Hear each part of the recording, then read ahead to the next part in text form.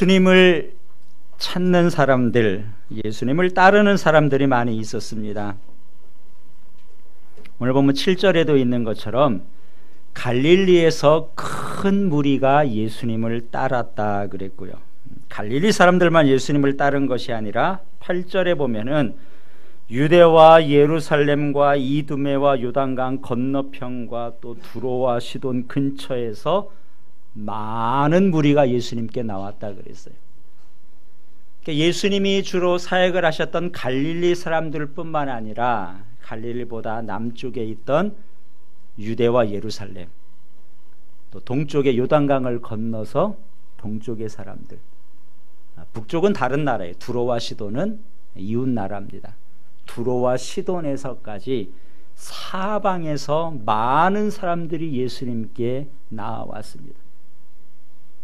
너무도 많은 사람이 나와서 예수님을 서로 만지려고 밀치니까 예수님께서 육지에서 말씀을 전하시지 못하시고 배를 타고 호수 위에서 말씀을 전하셔야 될 정도로 많이 나왔어요.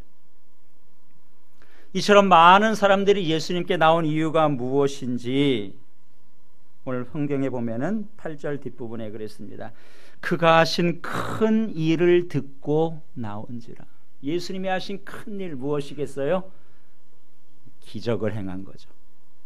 예수님이 하신 기적을 보고 병고침을 보고 그 능력을 받고자 나온 겁니다. 이런 사람들만 있었던 것이 아니라 또 다른 부류의 사람도 예수님께 나왔습니다. 바리새인과 서기관들이죠. 이들이 나온 이유는 또 달랐어요. 예수님을 부정적인 눈, 비판의 눈으로 봤습니다. 그것을 우리가 2장에서 계속 봤는데요. 중풍병자를 친구들이 데리고 지붕을 뜯고 내렸습니다. 예수님께서 그 중풍병자를 향해서 작은 자야 내 죄사함을 받았다 그랬을 때 그것을 본 바리새인과 서기관들 뭐라고 했습니까? 신성모독이다. 예수님에 대해서 하신 일을 그대로 받아들이지 않고 도전을 했습니다. 예수님께서 세리였던 레위를 제자로 부르십니다. 그의 집에 가서 음식을 잡수실 때 많은 세리와 죄인들이 함께 있어요. 이것을 본 바리새인과 서기관들이 뭐라 그랬습니까? 어찌하여 세리와 죄인들과 함께 먹느냐 시비를 거는 거예요. 우리가 지난 주일에 봤던 예수님의 제자들이 안식일에 미리삭을 잘라서 먹었습니다. 어찌하여 당신의 제자들은 안식일에 못할 일들을 합니까? 바리새인들도 기적을 봤어요. 권세 있는 말씀을 들었습니다. 그런데도 이들은 예수님께 나와서 예수님을 비난하고 예수님이 하신 일을 부정적으로 생각을 했습니다. 자, 그러면 예수님께서 정말 원하는 사람은 어떤 사람들이었을까? 주님께서 원하는 사람은 따로 있었습니다. 오늘 13절에 보니까 또 산에 오르사 자기가 원하는 자들을 부르시니 나온지라 그랬어요. 예수님께서는 예수님이 원하는 사람들을, 많은 무리들이 예수님을 찾아왔지만 예수님이 원하는 사람은 그들이 아니라 따로 있었어요. 그들을 부르니까 그들이 나왔다. 부름에 순종했다는 거죠. 예수님께서는 억지로 사람을 끌지 않았습니다. 12제자를 불렀다는 말인데요. 베드로와 안드레를 부를 때도 그렇죠. 고기 잡을 때 부르니까 그들이 그물을 버려두고 예수님을 따랐습니다. 야고보와 요한도 부르니까 따랐어요. 세리였던 레위도 자기의 직업을 다 내려놓고 부르심에 순종했습니다. 주님께서 우리를 부르시는 것도 그렇습니다. 억지로 우리를 끌고 가지 않으세요. 강제로 끌지 않습니다. 우리에게도 원하시는 것은 이처럼 주님께서 우리를 부를 때 자발적으로 순종하기를 원하시죠. 자, 그러면 예수님께서 특별히 12명의 사람들을 예수님이 택해서 불렀는데 목적이 있지 않았겠습니까? 왜 그들을 따로 부르신 것일까? 그 이유가 오늘 본문 14절에 나와 있는데요. 우리 14절 말씀을 다시 한번 같이 읽겠습니다. 이에 12를 세우셨으니 이는 자기와 함께 있게 하시고 또 보내사 전도도 하며. 두 가지 목적을 가지고 부르셨다 그랬죠. 첫 번째 목적이 무엇인가요? 자기와 함께 있게 하시고 그랬어요. 제자는 어떤 사람이냐? 제자는 예수님과 함께 있는 사람입니다. 두 번째 목적이 있어요. 무엇인가요? 보내사 전도도 하며. 제자는 누굽니까? 보내는 사람이에요. 왜 보내요? 전도하라고 보내는 사람이죠. 제자는 주님과 함께 있으면서 배우는 사람이에요. 뿐만 아니라 제자는 주님께서 보내시는 곳에 가서 주님께서 하라고 명하신 그 일을 하는 사람입니다. 이 두 가지는 분리될 수 없어요. 마치 동전의 양면처럼 함께 이루어지는 겁니다. 함께 있는 시간을 잘 가져야 나가서 전도도 잘 할 수 있어요. 은혜를 받아야 사명을 잘 감당할 수 있습니다. 자, 그래서 예수님의 제자들은 먼저 예수님과 함께 있는 시간들을 가졌습니다. 예수님과 함께 3년 동안 함께 지냈습니다. 함께 먹고 자고 말씀을 가르쳤어요. 요한복음 15장 15절에 보니까 내가 내 아버지께 들은 것을 다 너희에게 알게 했다. 예수님 가르쳐 주시되 조금도 남김없이 아버지께 들은 것을 다 제자들에게 가르쳐 주셨습니다. 중요한 것들은 강조했어요. 그래서 예수님께서 가르치신 것을 보면 때로는 중요한 것들은 질문하지 않았습니까? 그래서 이런 질문도 하셨죠. 너희는 나를 누구라고 하냐? 누구라고 생각하고 나를 따르냐는 거예요. 제자들에게 이 질문했을 때 베드로가 뭐라고 답했습니까? 주는 그리스도시요 살아계신 하나님의 아들입니다. 굉장히 중요한 거죠. 이렇게 정확하게 가르쳐 주셨어요. 오병이의 기적을 행했습니다. 그 다음 날도 많은 무리들이 기적을 보고 나온 거예요. 오늘도 우리에게 떡을 주십시오. 예수님께서 떡을 주지 않았어요. 다음 날 다 실망해서 뿔뿔이 흩어졌을 때 예수님께서 그때도 제자들에게 묻습니다. 너희도 갈래? 무슨 말이에요? 너희들은 떡 때문에 나를 따르느냐? 무슨 이유로 나를 따르느냐? 떡 때문에 따른다면 제자들도 가야죠. 그때 베드로가 또 멋진 대답을 합니다. 영생의 말씀이 계심에 우리가 네게로 가겠습니다. 우리가 주님을 따르는 것은 떡 때문에 먹는 것 때문에 따르는 것이 아니라는 거예요. 풍랑이 있는 바다 가운데 제자들이 두려워할 때에 제자들의 믿음 없음을 책망하기도 했습니다.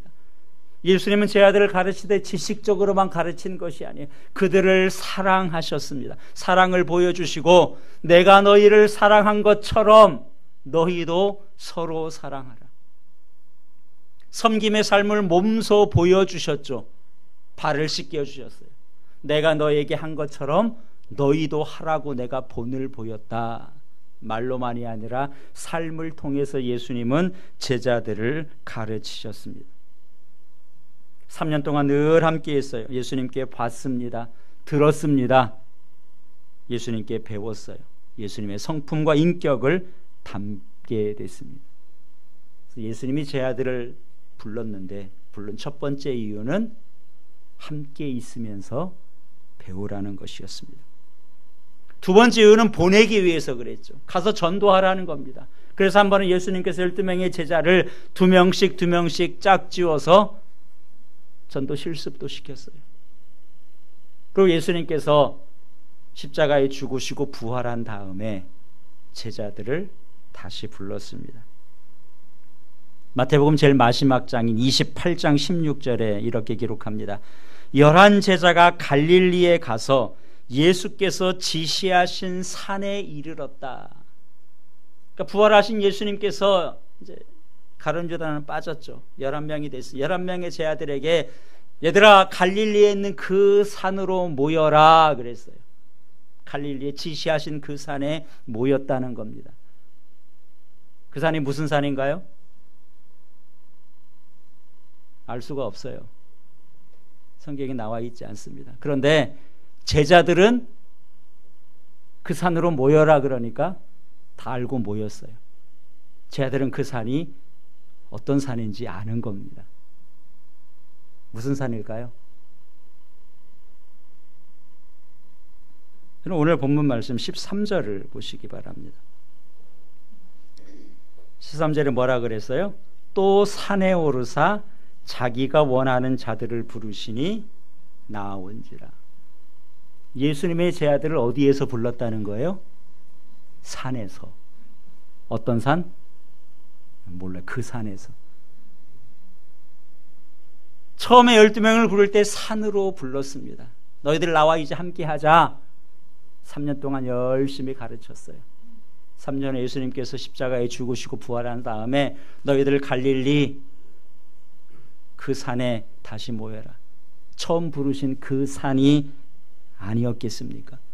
그 산에 11명의 제자들이 모였어요. 예수님께서 뭐라고 말씀하셨습니까? 마지막 제자들을 그 산으로 불러놓고 너희는 가서 모든 민족으로 제자를 삼아 아버지와 아들과 성령의 이름으로 세례를 베풀고 내가 너희에게 분부한 모든 것을 가르쳐서 지키게 하라. 부르셔서 함께 있게 하신 다음에 너희들은 끝까지 나와 함께 있는 거다, 그것이 아니라 이제 다시 그 산에서 보내는 거예요. 그러잖아요. 스승이 가르친 다음에 더 이상 가르칠 게 없으니 이제 하산하라 그러죠. 그 산에서 보내는 겁니다. 너희는 가서 내가 너에게 분부한 모든 것을 가르쳐 지키게 하라. 제 아들이 이 말씀에 순종했어요. 갔습니다. 그 얘기 어디에 나와요? 사도행전에 나오죠. 그 말씀에 순종해서 흩어져 복음을 전하는 것이 사도행전의 내용입니다. 그러면 제자들은 예수님과 떨어져 혼자 전도하는 것인가? 예수님께서 너희는 가서 복음을 전하라 그런 다음에 마태복음 28장 제일 마지막 절 마지막에 이 말씀을 덧붙이셨습니다. 볼지어다 내가 세상 끝날까지 너희와 항상 함께 있을 것이다. 사도행전에서 주님께서 함께 하셨어요. 그들의 눈에는 보이지 않지만 그들만 보낸 것이 아니라 성령으로 오셔서 성령께서 제 아들과 함께 하셔서 그들이 복음을 전할 때, 전도의 사역을 감당할 때 성령의 능력이 나타났고, 그래서 사도행전은 성령행전이라고 말할 수 있습니다. 직접 예수님께서 가르치시고 이제 전도의 현장에 보내시면서 동일하게 함께 하시고 그 사명을 감당하게 하셨습니다. 오늘 본문에서 많은 무리들이 예수님을 찾았지만 예수님께서 원하는 사람은 따로 있었어요. 많은 사람들이 예수님께 나왔지만 그 사람들은 자기 필요에 의해서 예수님을 찾은 사람들입니다. 예수님이 필요해서 찾은 사람은 따로 있었어요. 예수님은 무리가 아니라 제자를 원하셨습니다. 여러분 어디에 속하나요? 예수님을 찾는 많은 무리가 있었다 그랬죠. 그렇지만 예수님은 12명을 불러서 제자로 삼았습니다. 무리와 제자의 차이가 무엇인가요? 무리는 내가 필요해서 예수님을 찾는 사람. 사람들은 기적을 보고 병 고침 받는 것을 원해서 예수님을 찾았습니다. 물론 예수님께서 그들에게 은혜를 베풀고 고쳐주셨어요. 근데 이것이 예수님의 주된 사역은 아니었습니다. 우리가 이런 것들을 통해서 주님을 만날 수는 있어요. 그러나 늘 그렇게 주님을 만나서는 안 되고, 내가 주님을 무리의 입장에서 만났다 할지라도 그 다음엔 우리가 제자의 자리로 나갈 수 있어야 됩니다. 늘 무리의 수준에 머물러 있으면 안 되고 무리를 넘어서 제자로 나갈 수 있어야 된다는 것. 우리는 주님의 부름을 받은 자들입니다. 제자로 부르셨어요. 주님께서 원하시는 제자의 삶을 살아야 되는데 두 가지예요. 분명합니다. 기억하셨죠? 첫 번째는 뭐라고요? 주님과 함께 있는 거예요. 그거 잘해야 됩니다. 두 번째는 보내사 가야 되는 거예요. 전도하는 겁니다. 우리가 지금 예배를 드리고 있습니다. 이 자리는 무슨 자리예요? 주님과 함께하는 자리죠. 기도하는 것, 주님과 함께 교제하는 시간입니다. 성경을 배우는 것, 말씀을 배우고 훈련받는 시간이에요. 여러분 어떻습니까? 주님과 함께하는 것 잘하시나요? 이렇게 출석하고 배우는 것 참 중요합니다. 그런데 모여서 배우고 하는 것 중요한데 이거 잘하면은 몇 점 줄 수 있을까요? 네, 잘해야 50점입니다. 왜요? 두 가지 중에 하나만 잘했으니까. 두 문제 중에 하나 맞추면 50점이잖아요. 내가 아무리 열심히 모이고 열심으로 배우고 아무리 은혜를 많이 받아도 그것으로 끝나면 뭐 어떻게 해요? 한 문제밖에 못 풀었는데 50점 이상은 줄 수가 없는 거예요. 나머지 50점 어디서 받아야 됩니까? 교회 밖에서 받으셔야 돼요. 그렇죠? 무엇으로? 전도하는 것으로 받아요. 그것은 무슨 말입니까? 배운 대로 살아야 된다는 거예요. 예수님 닮은 자로 살아야 돼. 성도의 삶을 보여줘야 전도도 가능한 겁니다. 여러분 예배의 순서를 한번 생각해 보세요. 처음 모여서 우리가 찬양합니다. 기도도 합니다. 설교 말씀을 들어요. 하나님 말씀을 듣고 배우는 시간입니다. 주님과 함께 있는 시간이에요. 이렇게 설교를 들은 다음에 그 다음에 어떻게 하죠? 들은 말씀을 가지고 우리 합심해서 기도합시다. 기도하는 시간은 어떤 시간이에요? 내가 이제 말씀대로 살아보겠다고 결단하는 시간이에요. 기도한 다음에 무슨 순서가 있어요? 찬송을 한 장 부르죠. 마지막에 부르는 찬송은 주로 결단의 찬송입니다.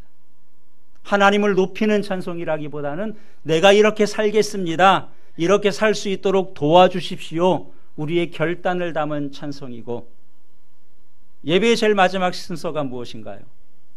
축도죠. 축도는 축복 기도의 줄임말입니다. 축복 기도. 제가 여러분에게 복을 빌어주는 거예요. 뭐라고 복을 빌나요?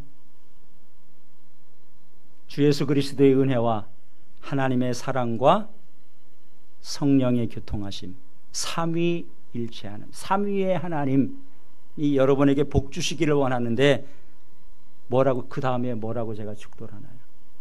그날 말씀을 언급하면서 그 말씀 듣고 그렇게 살기 위해서 가는 사람들에게 지금부터 영원토록 함께 하실지어다. 예수님이 마지막 제 아들을 그 산으로 불러놓고 볼지어다 내가 세상 끝날까지 함께 있겠다. 함께 있을 때니까 뭐 하라는 거예요? 여기들은 가서 전하라는 거죠. 그래서 축도는 무엇이냐? 예배 순서를 전체적으로 분류할 수 있어요. 찬양하는 시간, 말씀 듣는 시간, 말씀 선포하는 시간, 이렇게 큰 주제로 분류할 때 마지막에 찬송하고 축도하는 그 시간은 결단과 파송이라고 분류할 수 있습니다. 축도는 무슨 시간인가? 여러분을 파송하는 파송식입니다. 어디로요? 집으로 가는 거예요. 일터로 보내는 거예요. 왜 집에 가라는 건가요? 예배드리라고 고생했으니까 집에 가서 쉬어라. TV도 보고 일터 가서 열심히 돈 벌어라. 물론 그거 하셔야 돼요. 그거 하셔야 되지만 여러분 여기에서 말씀을 듣고 주님과 함께 그 다음에 이곳을 떠나서는 두 번째 일을 해야 되는 겁니다. 보내사 전도도 하며. 교회를 떠나는 것이 파송이에요. 엿새 동안 여러분 사는 곳이 전도지입니다. 여러분 교회 생활을 잘 해야 됩니다. 그러나 그것만 잘하는 것은 절반이라 그랬죠. 여러분의 가정에 믿지 않는 가족이 있다면 여러분의 가정이 선교지고 전도지입니다. 여러분의 직장 가운데 믿지 않는 사람이 있다면 여러분의 직장은 주님께서 파송하신 여러분의 전도지고 선교지입니다. 여러분이 주중에 일하면서 사람들을 만납니까? 만나는 사람 가운데 예수님을 믿지 않는 사람이 있다면 그 사람은 여러분들이 복음을 전해야 될 대상이에요. 전도가 그냥 되지 않죠. 그 사람 위해서 기도도 해야 되고요. 밥도 사줘야 되고, 그것만 가지고도 안 돼요. 좀 삶의 모범을 보여야 됩니다. 그래야지 내가 같이 교회 가자고 할 때 얘기가 통하는 거예요. 선교도 마찬가지입니다. 선교 헌금만 가지고 다 되는 것이 아니라, 지난번에도 강의를 들었던 것처럼 우리가 삶 가운데 선교적인 삶을 살아야 되고, 땅끝까지 복음이 전파되는 이 일, 예수님의 마음을 품고 같이 기도할 수 있어야 되는 것이죠. 예수님께서 너희는 세상의 빛이다, 세상의 소금이다 그랬어요. 주님께서 우리를 보내시는 그곳에서 예배당을 떠나는 그 순간부터 우리는 나머지 절반을 해야 되는 겁니다. 여러분의 삶의 자리에서 그곳으로 주님께서 보내시는 거예요. 우리 그리스도인들이 주님께서 원하시는 사람으로 산다는 것, 제자로 산다는 것은 무엇인가? 이 두 가지를 삶 가운데에서 다 하는 것을 의미합니다. 이런 교회도 마찬가지입니다. 교회의 성격을 잘 묘사한 그런 표현 가운데 이런 표현이 있어요. 교회는 모이는 교회가 돼야 되고, 교회는 흩어지는 교회가 돼야 된다. 왜 모이나? 모이는 이유는 흩어지기 위함이에요.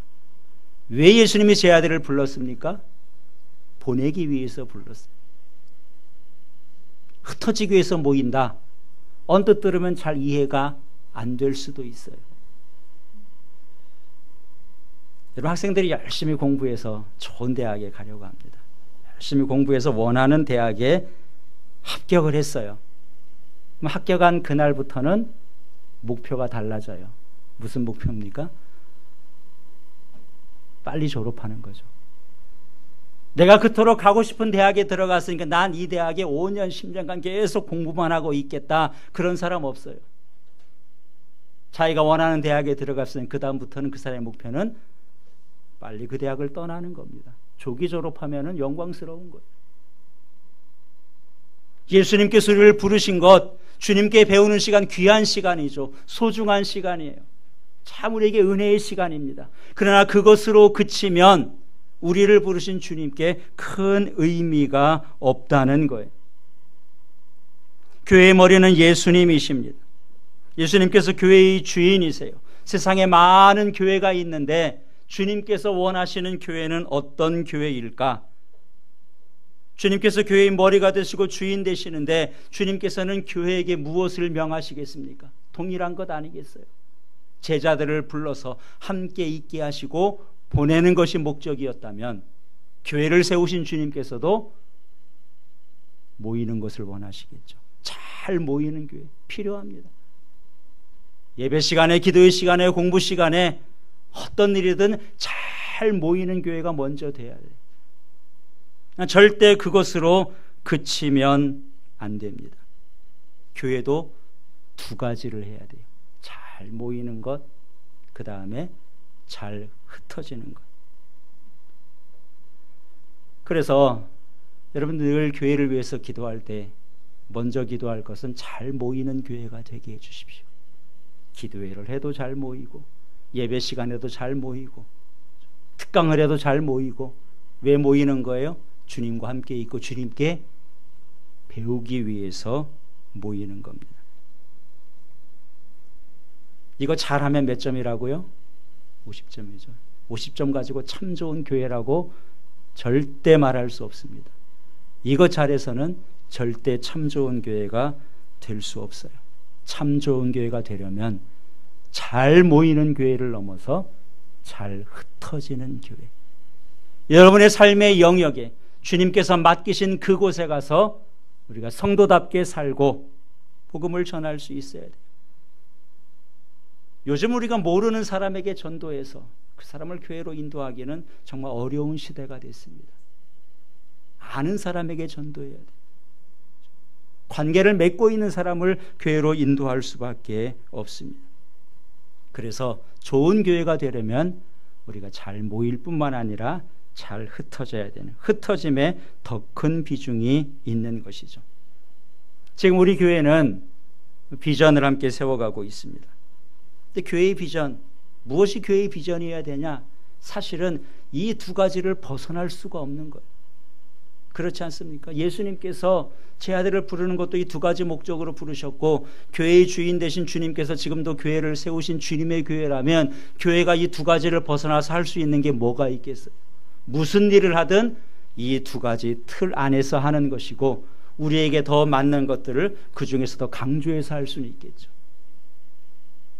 교회가 해야 될 두 가지, 잘 모이고 은혜 받는 겁니다. 주님을 닮아가는 인격으로 성장하는 거예요.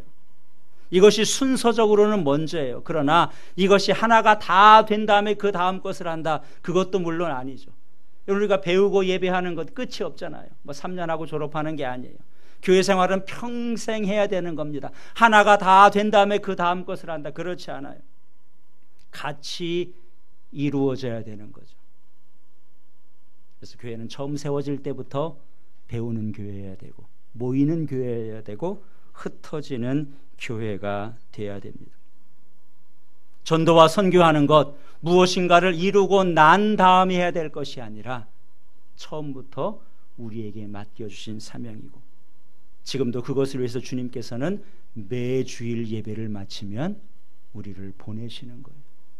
가정으로 가라, 일터로 가라.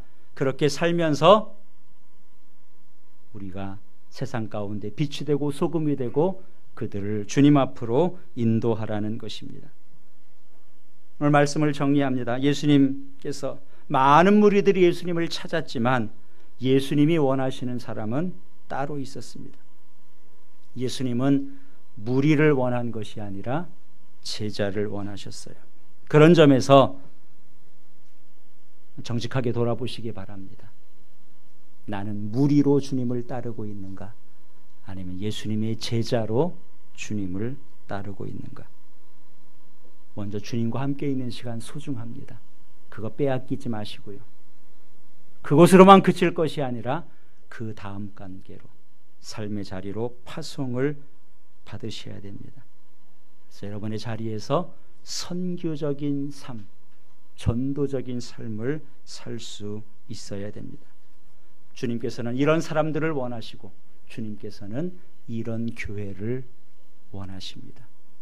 두 가지 다를 감당하는 참 좋은 성도, 그래서 참 좋은 성도들이 참 좋은 교회를 세워가는, 그렇게 함께 좋은 교회를 세워가는 저와 여러분이 될 수 있기를 우리 주님의 이름으로 축원합니다. 기도하겠습니다.